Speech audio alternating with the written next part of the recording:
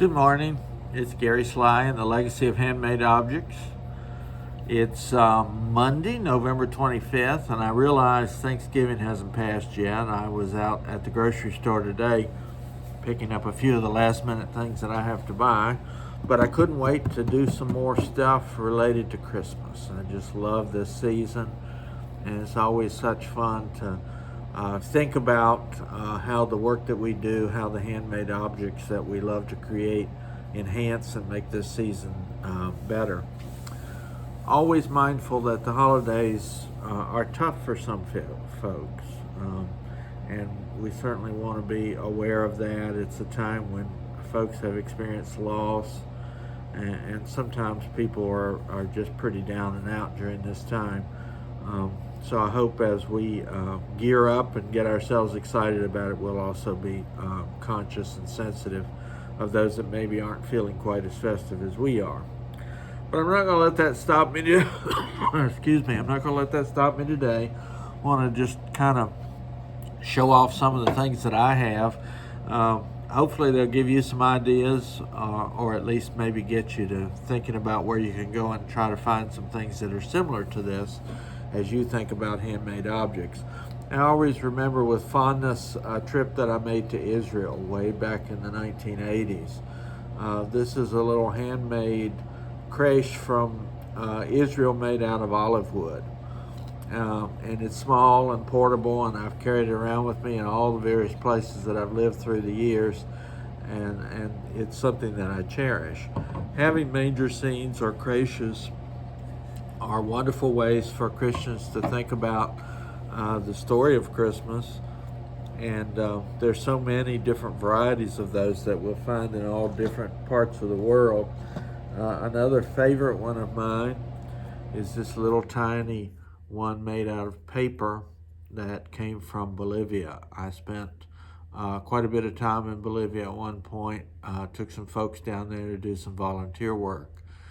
And I cherish this and the memories that I have of that time. I was remembering today as I was driving in a kind of poignant story from my time there. We built a playground out in the Indies. We visited the women's prison while we were there. We were actually exposed to some pretty sobering things. And one thing we did one day was we volunteered at a shelter for young women who had been homeless and who had been out on the streets.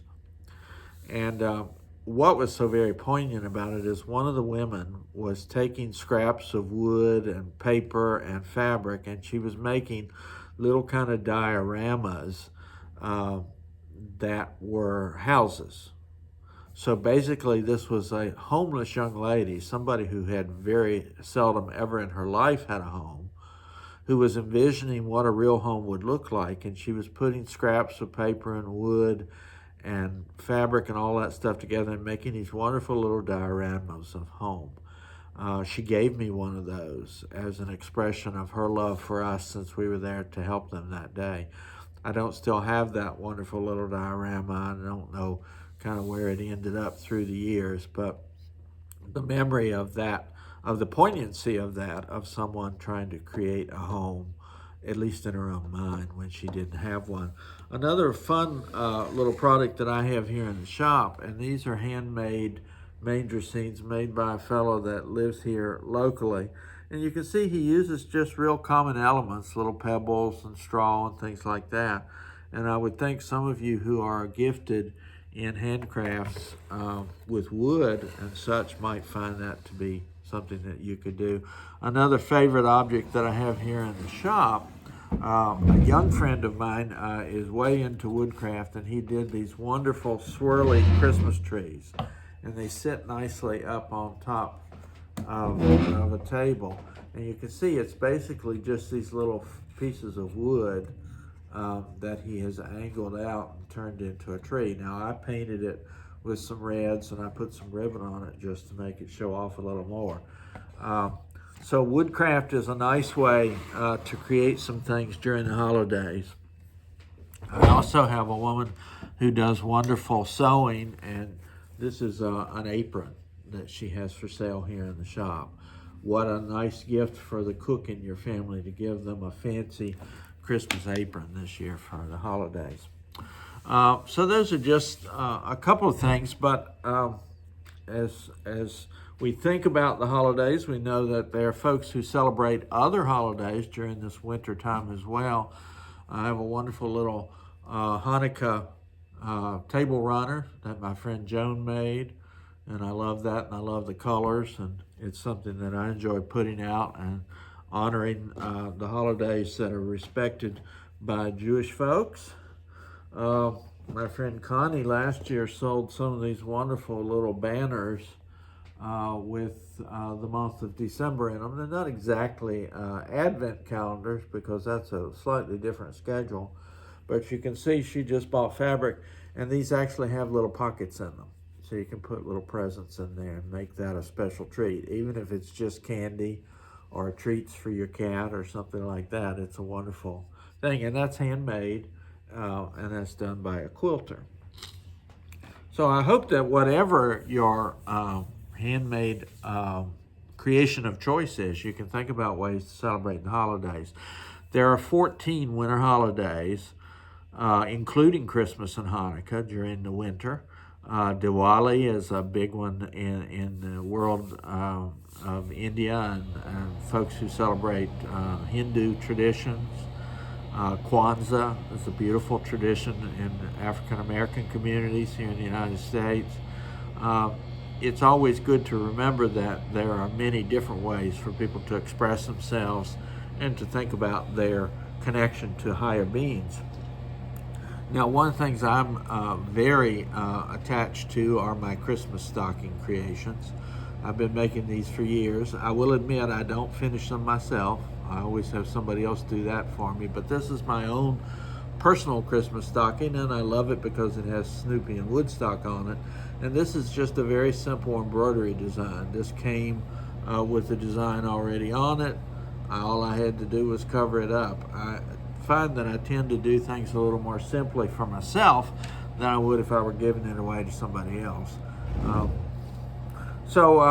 Another thing that I've got a lot of, and the tree that I use at home is largely decorated with handmade ornaments. I think that's a really fun way to do it. I love glitzy glass balls and all the kind of things that go along with the holidays too, but I've just found through the years that I've collected ornaments that are just a little bit different. So this is a handmade piece. Somebody put together a little handle, and that's hand stitched. Season's greetings. For those of you who are lucky enough to know how to crochet and make lace, look at that fun little green and red and white ornament. Speaking of crochet, some people take just regular old ornaments that you might buy at the store and do some fancy crochet work on those.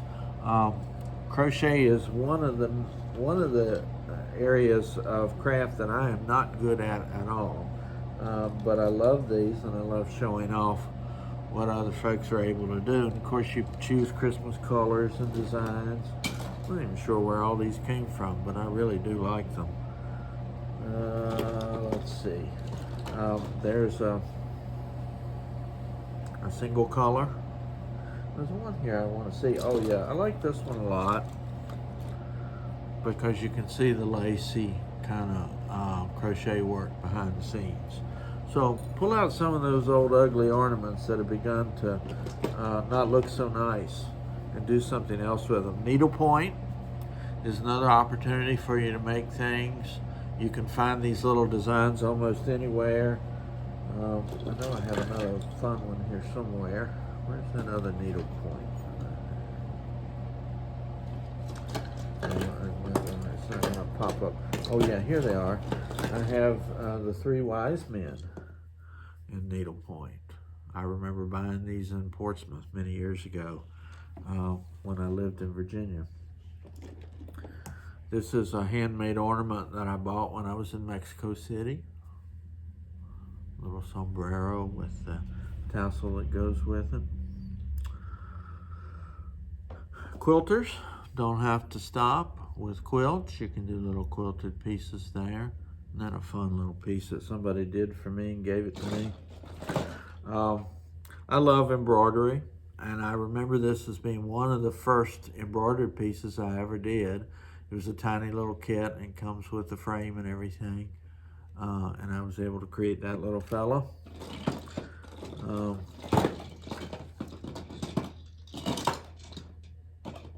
Talked about lace and crochet. That's a little kind of Christmas sachet that looks really nice on the tree. Anybody been to Buc-ee's? Last year when I was traveling, I bought my first Buc-ee's Christmas ornament. This is not handmade, but Buc-ee's is is a fun destination. If you've not been to one, you need to find a way to get there. A friend of mine that lives in New York gave me this wonderful little ornament of the tree in Rockefeller Center. That appears to be handmade using paperwork. Even if it is manufactured, it looks homemade, kind of. Here's another wonderful little lace design. Let's see, I showed off one quilting piece, but there's one with some lace on it too. Go through what you have that are handmade and what you use for ornaments on your tree. Think about the stories that go with them. Look at these two fun little designs. I got this at my EGA chapter Christmas party 2 years ago. Somebody took the time to make those and put them in these wonderful little frames. The great things to take along with you when you're going to a Christmas party or you're going to somebody's house for a meal. Pam Welton, who was the president of our Weavers Guild, had these little sheep made for us one year for Christmas, and I always love that with the tartan on the back. Plastic canvas is another easy way to make quick ornaments. Well, there's that. Let's see, I'm not even through. Yeah, there's another. That's petit point. That's real tiny little cross stitch piece. The reason ornaments are so good this time of year is because you can stitch things like that up very quickly.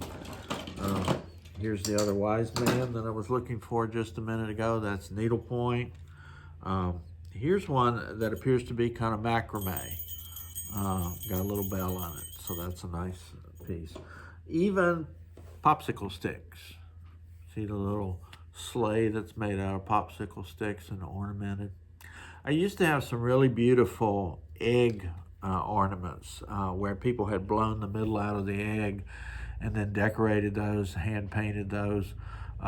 They're not the kind of things that have survived many different moves and that sort of thing, but they create wonderful memories for me. The other thing I would say is you can take just plain ornaments like this and decorate them. You can paint on them, you can put the year, baby's first Christmas.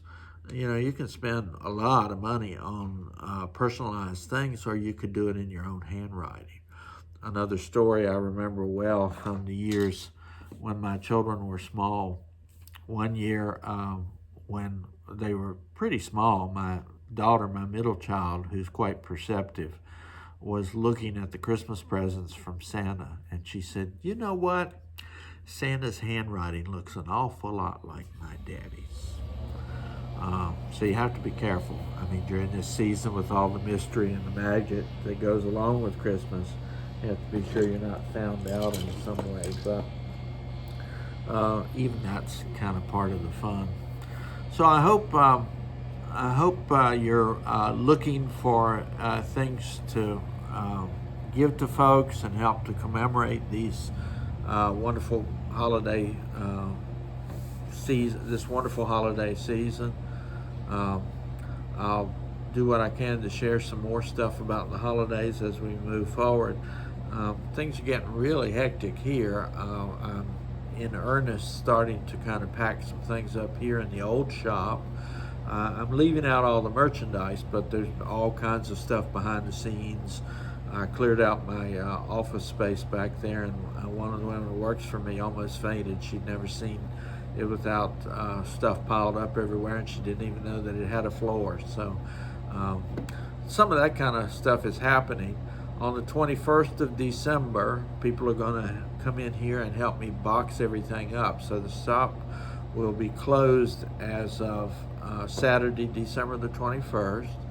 And then the movers are going to come in the next day on the 22nd and move all the big stuff down to the new place. It's only 4 blocks away, so we're not talking a massive trip or anything, but it's quite a bit of organization. And then my goal is to have the place reopened and be in my new place the day after Christmas. So maybe we'll have some after Christmas sales and we'll try to get rid of some stuff. But please, if you're in downtown Leesburg and you get a chance to come by the old spot here, I'd love to see you here. We've got some new patterns that have just come in for Christmas. All kinds of handmade objects that would be great for Christmas gifts and things like that. And then I hope that I can greet you in the new place and the old Victorian house that was built in 1900 and kind of launch off 2025 there. Again, a happy Thanksgiving. Enjoy the cooking and the festive gathering of families during that time. This is Gary Sly. Have a great, great week. This is the legacy of Handmade Objects.